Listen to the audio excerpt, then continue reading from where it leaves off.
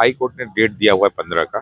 15 जनवरी। 15 जनवरी। अच्छा। तो वो वाईवी गिरी जी की अध्यक्षता में जो सारे लोग वही हाँ। अभी हेड कर रहे हैं। कल रोहित सर लाइव एक बार बात भी किए थे फोन से बच्चों से, परसों बात किया, आप लोगों ने चलाया था परसों, ठीक है ना।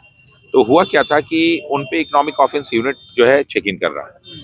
अब वो कुछ नहीं कर रहा है, चीजों को खींच रहा है।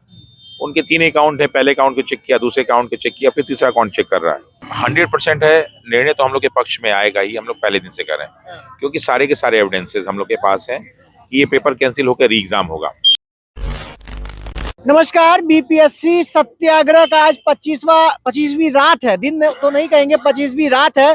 ठंड काफी बढ़ चुकी है, उसके बावजूद तमाम शिक्षक, रामांशु सर भी हमारे साथ है और अब कुछ अभ्यर्थी भी यहाँ पर लगातार हर रोज यहाँ पर बैठे रहते हैं, सोए रहते हैं और इसी उम्मीद से बैठे रहते हैं कि री एग्जाम एक बार होगा। लेकिन अब क्या कुछ अपडेट है, नया अपडेट क्या आया है, इसके बारे में हम रामांशु सर से बातचीत करेंगे। सर, सबसे पहले एक बार स्वागत है आपका। बहुत बहुत धन्यवाद आप। सर, आपसे यही सवाल होगा, अभ्यर्थी लोग लगातार, कल भी हम लाइव आए थे तो पूछ रहे थे कि क्या अपडेट है, क्योंकि हम घर पे ऑफिस में बैठे कोई अपडेट दे नहीं पा रहे थे, पूछ रहे थे क्या अपडेट है बताइए। तो सर, जानना चाहेंगे कि आज हाई कोर्ट को लेकर के क्या कुछ अभी नया अपडेट है। हाई कोर्ट ने डेट दिया हुआ है 15 का। 15 जनवरी। 15 जनवरी। अच्छा। तो वो वाईवी गिरी जी की अध्यक्षता में जो सारे लोग वही अभी हेड कर रहे हैं, और भी कई लोग हैं जो अलग अलग ढंग से केस किए हैं। तो अभी तो हम लोग जानकारी वाईवी गिरी साहब वाली है। मतलब 15 जनवरी को अब जो भी सुनवाई होगी 15 जनवरी को। हाँ, 15 जनवरी की पहली सुनवाई। तो अब क्या उम्मीद है सर? वाईवी गिरी का आज हम लोग प्रेस कॉन्फ्रेंस में गए थे तो उन्होंने कहा है कि ज्यादातर उम्मीद है, कंफर्म वो भी नहीं बोल रहे, उम्मीद है कि छात्रों के हित में ही फैसला आएगा, छात्रों के तरफ ही फैसला आएगा। देखिए, हम लोग कोर्ट में जाके बहुत खुश नहीं है, वो तो अंतिम विकल्प है ही है, लेकिन हम लोग चाह रहे थे जनप्रतिनिधियों के माध्यम से ये समस्या सॉल्व हो, क्योंकि इसमें कोर्ट सबसे अंत में आती है। सबसे पहले जो है जनप्रतिनिधि आते हैं, चाहे बीपीएससी के चेयरमैन साहब की नियुक्ति हो तो कहीं ना कहीं जनप्रतिनिधियों के माध्यम से हुआ था, जो व्यवस्था बनती है जनप्रतिनिधियों के माध्यम से बनती है, और ये जो करोड़ों हजारों करोड़ रुपया खर्च होकर चुनाव होता है जिसमें ये जनप्रतिनिधि चुने जाते हैं, तो सबसे पहले मैं उनसे आशा करता हूँ ना। जब हम लोग माननीय नीतीश कुमार जी को पिता तुल्य कर रहे हैं, पहले दिन से कर, आज तक उनके खिलाफ हमने अपशब्द ही नहीं बोला, और पहले दिन से हम लोग की मांग है कि आप उनसे मुलाकात करवाइए। किसी भी नौकरशाह से हम लोग नहीं मिलना चाहते, क्योंकि नौकरशाह के पास मजबूरियां होती हैं, वो अपना आरोप इधर से, वो उस इधर से सब जो है अपनी जिम्मेदारियों को सब भेजते रहते हैं, वो लेना नहीं चाहते। लेकिन जिस व्यक्ति को हमने चुना है, जिसको अपना गार्जियन माना है, अगर हमें भूख लगेगी तो अपने माँ बाप से मांगेंगे ना, कि जाके हम मंदिर में, हम लोग तो न्यायालय को मंदिर मानते हैं, वो तो हमारा अंतिम है, वहां तो मांगेंगे तो मंदिर के सामने बैठेंगे तो खाने को तो मिलेगा ही मिलेगा।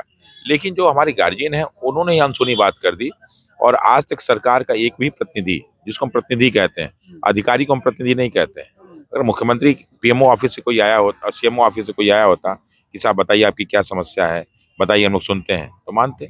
मुख्य सचिव से तो लगातार 2 बार मुलाकात भी हो चुकी है। आखिर क्या फायदा? हम लोग तो पहले दिन से कर, आखिर क्या फायदा? मुख्य सचिव नौकरशाह है ना, उनके पास कोई अधिकार नहीं। कार्यपालिका विधायिका के अधीन ही काम करती है, अपने मन से काम नहीं करती है। आज वो मुख्य सचिव बने हैं तो अपनी योग्यता क्षमता उनकी बात की है, कहीं ना कहीं विधायिका के पसंद के कारण बने हैं, वरना बहुत सारे उनके बैच के जो है यहाँ पे आईएएस होंगे जिनको कोई पूछ नहीं रहा है। तो वो अगर विधायिका को ना खुश करेंगे तो उनको पद से कल को हटा दिया जाएगा। कोई संवैधानिक पद तो है नहीं, वो तो एक प्रशासनिक पद है, तो ऐसे में वही बोलेंगे जो सरकार चाहेगी।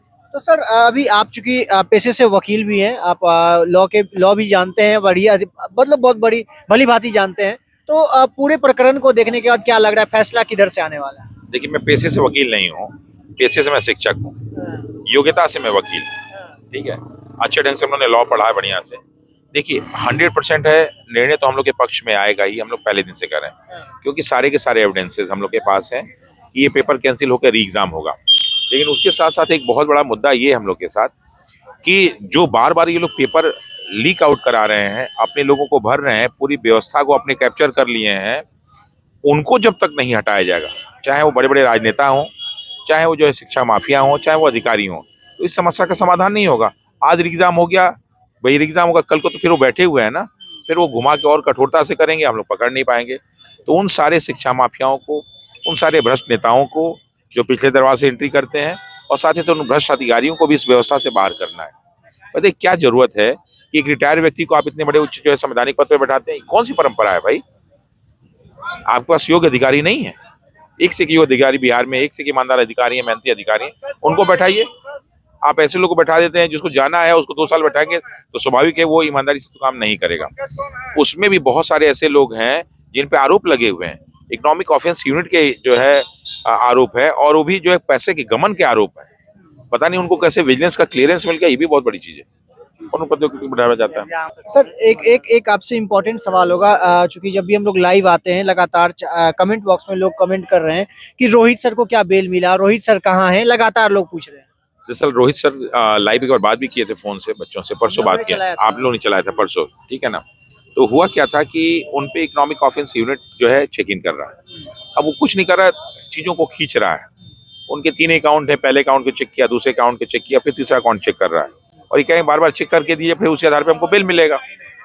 अब सबसे बड़ी प्रॉब्लम क्या है कि पहले दिन से हम लोग देख रहे हैं कि जब उनको गिरफ्तार किया गया 25 तारीख को, तो अगले दिन पेपर में छपा क्या, पेपर में ये छपा कि इसका मास्टरमाइंड पकड़ा गया, आंदोलन का, छात्र आंदोलन का मास्टरमाइंड पकड़ा गया और दिल्ली से फंडिंग हो रही है। ये कौन सा बयान है भाई? ये किसने इस तरह का शब्द दिया? और आज तक जब मास्टरमाइंड पकड़ लिया गया, तो ये पिछले जो है 25 दिन से कैसे सत्याग्रह चल रहा है? हम लोग 29 तारीख को लाठी खाए, वही मास्टरमाइंड था, और दिल्ली से फंडिंग हो रही है, तो इतने हम लोग जो मुफलिसी में कैसे जी रहे हैं? आज दिन में खाना हम लोग को नहीं मिला, ऐसे ही जो कई दिन हम लोग भूखे सोए हैं, इन मच्छर के बीच में रहते हैं, सोने का हमारे पास बिस्तर नहीं है, कोई लाइट की व्यवस्था नहीं है। फंडिंग होती तो हम लोग ऐसे रहते, शानदार एकदम महल बना के रहते जब करना ही है। तो इसको कैसे वो आरोप लगा दी? हम लोग उन पे आरोप लगाएंगे ना कि प्रशासन के दबाव में, सरकार के दबाव में इस तरह के उन्होंने आरोप लगाए, और उन मीडिया वालों के खिलाफ जो इस तरह की बातें छाप देते हैं। तो सर आप लॉ के जानकार हैं, तो रोहित सर पे को क्या करना चाहिए, क्या कुछ अब उनके साथ होने वाला, और क्या कब उनको बेल मिलेगी? देखिए, अभी इकोनॉमिक ऑफेंस यूनिट जब तक, अब या तो फिर हर चीज के लिए कोर्ट में आदमी जाए। हम लोग तो यही दिखाना चाहते हैं ना, हम लोग सारी कष्टों को झेल के ये दिखाना चाहते हैं कि यहाँ पे नौकरशाही, अफसरशाही किस हद तक काम कर रही है। इसी इकोनॉमिक ऑफेंस यूनिट ने जो है बीपीएससी में घुसने की बात कही थी और मना कर दिया गया। इसी इकोनॉमिक ऑफेंस यूनिट ने कहा कि 3 कोचिंग जो है राडार पे हैं और पता नहीं किसके राडार पे हैं। इसी इकोनॉमिक ऑफेंस यूनिट ने पुलिस वाले भर्ती परीक्षा में लगभग 300 लोगों को पकड़ा था, उनका कुछ नहीं हुआ। तो इकोनॉमिक ऑफेंस यूनिट इतना ही एक्टिव है, और वो जो है तो उन सारी समस्या को समाधान करे। लेकिन एक रोहित सर को पकड़ के क्या दिखाना चाहते हैं वो? तो हम लोग तो हाजिर हैं कि आप मुझे जेल में भेज दीजिए, थाने में भेज दीजिए, फांसी की सजा दीजिए, हम लोग स्वीकार हैं। लेकिन हम लोग अपने हाथ में से इस कानून को कभी नहीं तोड़ेंगे। हम लोगों ने कानून को कभी नहीं तोड़ा, कितना भी लाठी खाए, आप सारी वीडियोस को देख लीजिए। लेकिन इन लोगों ने हर बार कानून तोड़ा है। जो संविधान के कानून के रक्षक हैं वही भक्षक बने हुए हैं। तो इसके बारे में हम लोग क्या कहना है? मतलब अभी और छात्रों को इंतजार करना होगा रोहित सर को लेकर। देखिए साहब, जब बीपीएससी का बच्चा तैयारी करने जाता है ना, इंतजार से नहीं घबराता है। उसको मालूम है कि 1 साल में कुछ नहीं होने वाला। अभी तो हमारे पास 1 महीने भी नहीं हुए, तो हम लोग लगे रहेंगे जब तक हम लोग की मांग पूरी ना हो जाए। जब इस भ्रष्ट व्यवस्था को हम लोग सुधार नहीं लें, पीछे हटने वाले नहीं। बिल्कुल।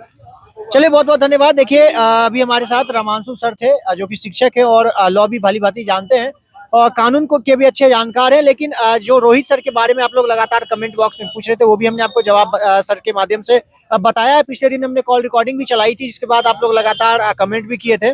बाकी जो भी नया अपडेट आया उसके बारे में हमने आपको बताया। इन्होंने सीधे तौर पे कहा है कि हाई कोर्ट में 15 जनवरी को सुनवाई है, उसके बाद क्या कुछ अपडेट आता है उसके बाद हम आपको अपने चैनल के माध्यम से जानकारी साझा करेंगे। बाकी मेरा नाम अंकित भारद्वाज है और आप द पब्लिक पॉइंट्स देख रहे हैं। बहुत बहुत धन्यवाद।